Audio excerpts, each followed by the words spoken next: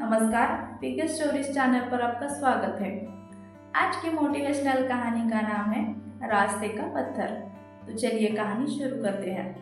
रमेश एक छोटे से गांव में रहता था और वो हर रोज किसानी करता था, हर रोज खेतों में जाता था और यही उसका वो डेली रूटीन में वो बन चुका था। रोज सुबह उठना, सुबह उठ के खेती में जाना, काम करना और थक हार के घर लौटाना, यही रोज के रूटीन से थक हार कर वो बहुत उब चुका था। उसका एक बहुत बड़ा सपना था, जो कि वो बड़ा आदमी बनना चाहता था और उसे लगता था ये बात उसको नामुमकिन है, क्योंकि उसका एक छोटा सा गांव था और सीमित संसाधनों की वजह से और साधारण जीवन की वजह से वो उसका ये सपना कभी पूरा नहीं हो पाता है। एक दिन उसके गांव में एक साधु आते हैं और उनकी बहुत चर्चा होती है गांव में कि उनके पास एक छोटा सा पत्थर है, जो भी उसे छुएगा उसकी किस्मत खुल जाएगी, नसीब खुल जाएगा और ज़िंदगी बदल जाएगी। ये बात सुनकर रमेश बहुत खुश हो जाता है और एकदम आश्चर्यचकित होकर वो उन साधु महाराज से मिलने चला जाता है और उन साधु महाराज से वो पूछते हैं उस पत्थर के बारे में। तो साधु महाराज बोलते हैं, हाँ ये बात सही है, लेकिन जो भी उस पत्थर को सच्चे दिल से और अच्छे नीयत से छुएगा उसी का सपना पूरा होगा और उसी की ज़िंदगी बदल जाएगी, किस्मत खुल जाएगी।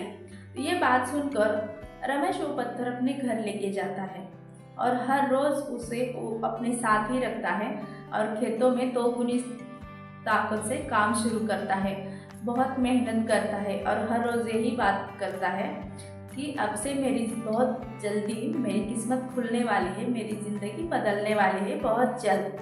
ऐसे बात करते करते कुछ महीने चले जाते हैं और उसके खेतों में दोगुनी फसल उगती है। उसका नाम पूरे गांव में फैल जाता है। एक दिन वही पहले वाले जो साधु महाराज ने रमेश को जो पत्थर दिए रहता है वो आते हैं, तो दौड़ के हुए रमेश उन साधु महाराज के पास चला जाता है और उन्हें बोलता है कि महाराज जी, आपकी बात सच हुई, मेरे खेतों में बहुत बड़ी अच्छी सी फसल हुई है, दोगुनी फसल हुई है और आप जो बात कहते थे वो सच हो गई, मेरी तो किस्मत ही बदल गई। तब साधु महाराज रमेश से कहते हैं, नहीं बेटा, वो पत्थर तो साधारण पत्थर था, असली मेहनत, असली ताकत तो तुम्हारे अंदर है, जो तुमने दोगुनी मेहनत से काम किया, इसीलिए उसी का फायदा तुम्हें मिला है। ये जानकर रमेश बहुत खुश हुआ और आश्चर्य भी हुआ, लेकिन अब उसे पता था कि असली ताकत अपने अंदर ही रहती है। और रमेश उस साधु महाराज को प्रणाम करके चला जाता है। आज की मोटिवेशनल कहानी आपको अच्छी लगी तो कहानी को लाइक और शेयर करें और ऐसे ही नए नए वीडियोस के लिए चैनल को सब्सक्राइब जरूर करें। धन्यवाद। जय श्री राम।